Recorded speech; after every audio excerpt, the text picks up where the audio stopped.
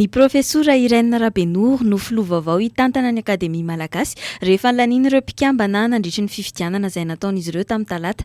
Manana mari-pahaizana ambony momba ny siansa ny maha-olona sy ny teny amatsoratra ny tenany. Isan'ny asa lehibe miandry azy, hoy ny tenany, ny fitaomana ireo tanora hanolotra ny voka-pikarohana ary hanampy azy ireo amin'izany. Mila manam-pahaizana ny firenena, hoy ny tenany, ary manam-pahaizana mazoto miasa sy tohana ny fanjakana ary koa mitsinjo ny tombotsoa-pirenena.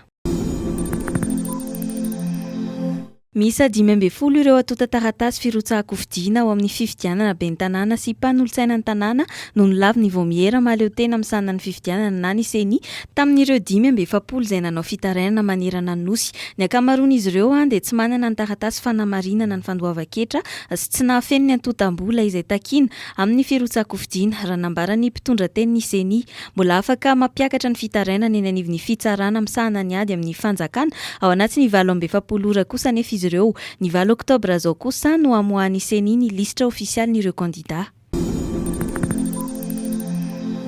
Vaksiny miaro amin'ny lefakozatra sy kitrotro miisa 3 dozy no nalefan'ny ministera amin'ny fahasalamam-bahoaka sy ireo mpiara-mombona antoka aminy any Beraketa ao amin'ny distrikany Sakara faritra Atsimo andrefana. Tamin'ny alalan'ny sidina drone no nanaterana ireto vaksiny ireto. Sidina andrana ihany izy ity izay ho ampiasaina amin'ny fanaterana ireo vaksiny amin'ireo toerana tena lavitra sy sarodalana. Atao aorian'izao andran'izao dia anohy tsikelikely ny sidina amin'ny fanaterana vaksiny amin'ny toerana hafa ny ministera sy ireo mpiara-mombona antoka aminy.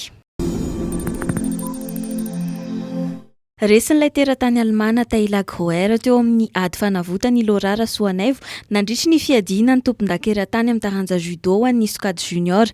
Tsara fanomboana nefa tia mpiangaly ady judo malagasy ity izay nandresy any Eva Ognivova atao amin'ny fiodiana voalohany sy ilay teratany Kazakhstan Azar Askat atao amin'ny fiodinana faharoa. Ilay teratany Slovène Kajash Kuster no nanintsana azy teo amin'ny ampaifadalana ka nanilika azy andray anjara amin'ny fanavotana.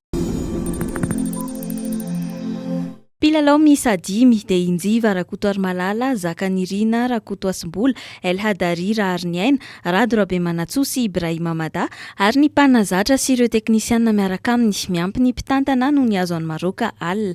Andeha hiatrika ny lalao izay eo na Madagasikara sy Gambia mandritry ny andro fahatelo sy fahaefatra ny fifanitsanana ny amin'ny fiadiana ny amboarana Afrika izy ireo. Lalao izay atao any Maroka avokoa.